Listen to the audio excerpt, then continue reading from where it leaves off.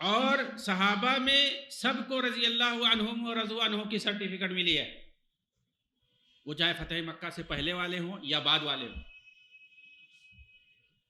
بالخصوص جو بنو امیہ سے تعلق رکھتے ہیں جو صحابہ کرام، ان کو زیادہ طعن و تشنیع کا نشانہ بنایا جاتا ہے، جیسے عثمان بن عفان رضی اللہ عنہ،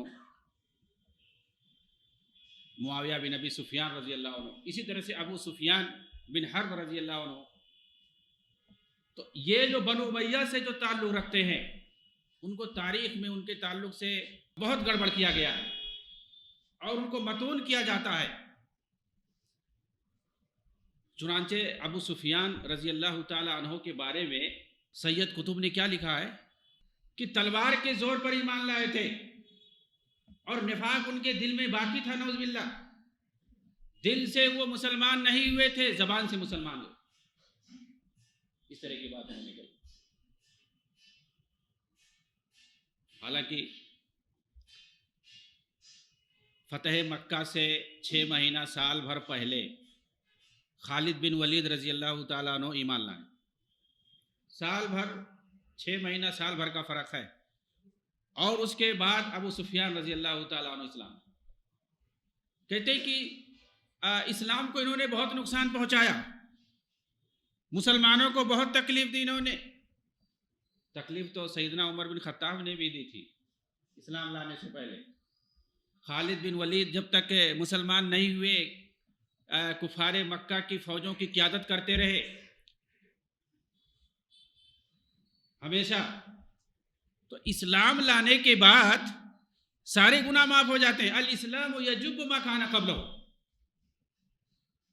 اسلام سارے گناہ کو ختم کر دیتا ہے۔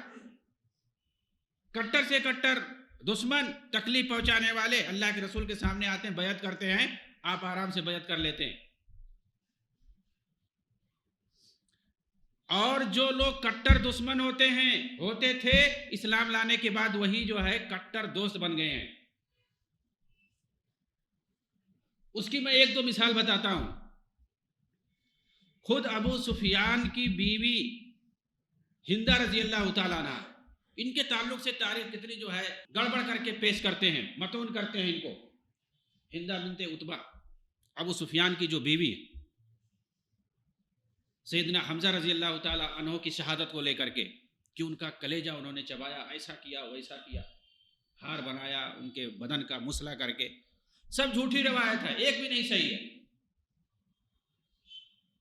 کہ یہ جو وحشی بن حرب تھے، ان کو جو ہے جو غلام تھے وہ جبیر ابن مطعم کے غلام تھے، انہوں نے ان کو بھیجا تھا، لیکن ان کو جو ہے نسبت کر دیتے ان کی طرف، ہندہ کی طرف، کہ ہندہ نے ان کو بھیجا تھا ان کو قتل کروانے کے لیے، مارنے کے لیے۔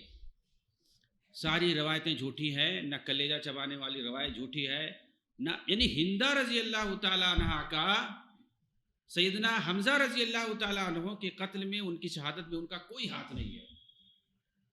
نہ انہوں نے وحشی بن حرب کو بھیجا تھا، اور نہ ہی انہوں نے ان کا کلیجہ چبایا تھا، نہ ہار بنایا تھا، کوئی ان کا جو ہے ہاتھ نہیں تھا۔ ساری روایتیں من گھڑت ہیں۔